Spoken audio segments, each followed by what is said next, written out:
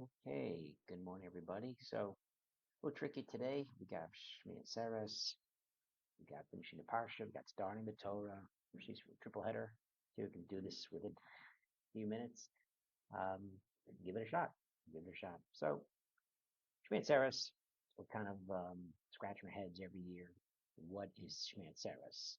Is it just another day of Sukkot because it says B'yom Shmini, or is it really um, its own chag because we do make a shachianu.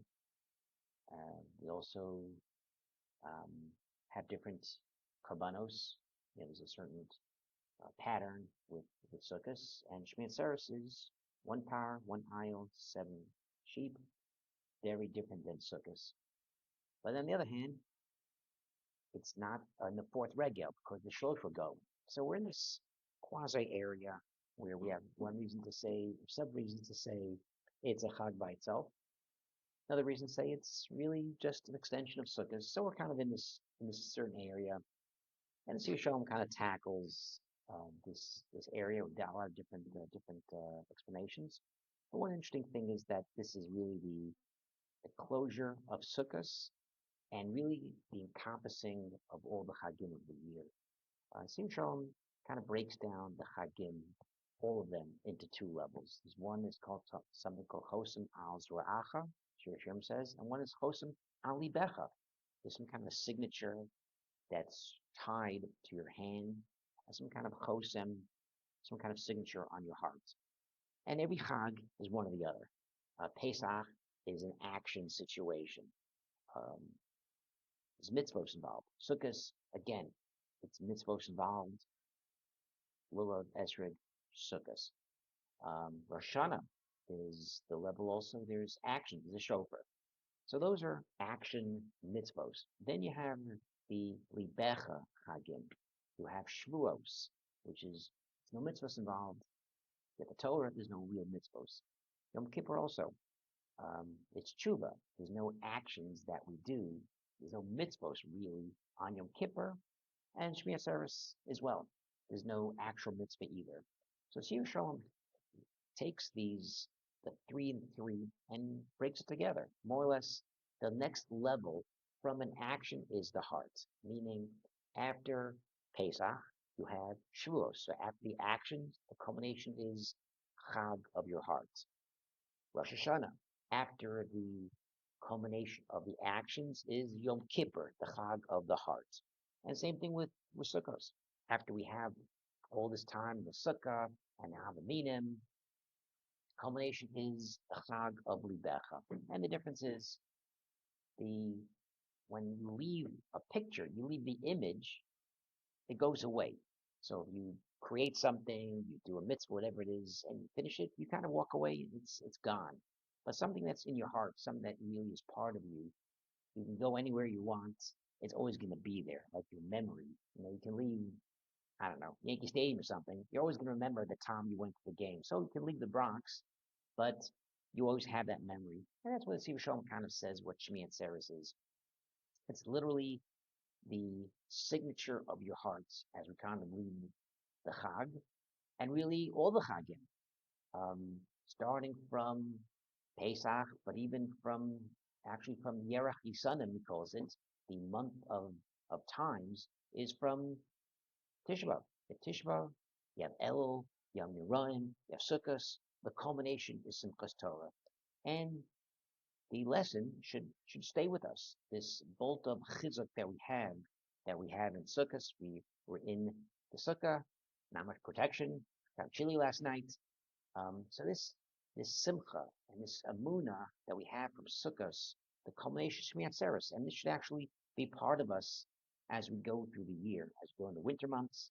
It's going to be a long time before we get the Chagim again for Pesach. We have 6 more months to go, approximately. So we have a long way to go, and we have to kind of take this strength of amuna and take it with us for the whole year. And Stephen Shalom goes even further.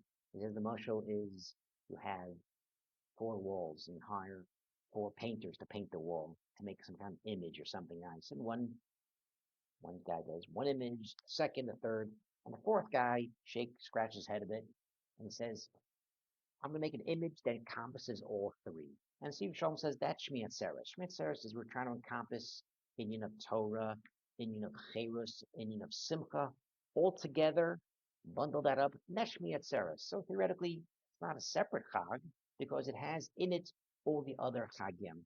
That's kind of the thought process we want to have as we go into Simchas Torah, shmini atzeret. It's a little difficult, myself personally, for many people, because a year ago we were dancing around the Torah and on the basketball court in Meor Vshemesh, and sirens were going. And you see the Iron Dome knocking the rockets down. It's been just a year of sad, a year of happy, but a year of Amunah, and that's kind of an interesting thought as we go through this.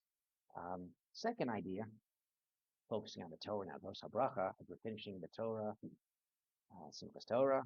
America, you got to do it for 2 days. We have it all packed into one day. Is the ending of the parsha.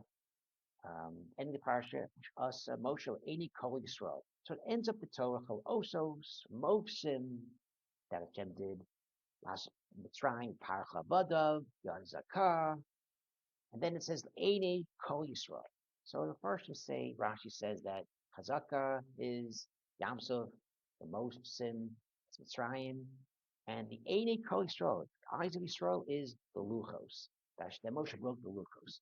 And again, the worst way to finish off the Torah is to remind people that Moshe broke the Luchos. If anything, you want to remember we have the Torah, not that Moshe broke the Torah. Very strange way to end the Torah. The worst lesson you can get is to kind of remind people about that. Then the Steve Shalom has a different lesson because just like Hashem is with us, Yad Chazakah, Hashem does nisim for us, Yad Chazakah, and Hashem did nisim in Mitzrayim with the Makos, just with Amunah, we had no real schusim. So too, the Luchos. The Luchos are broken.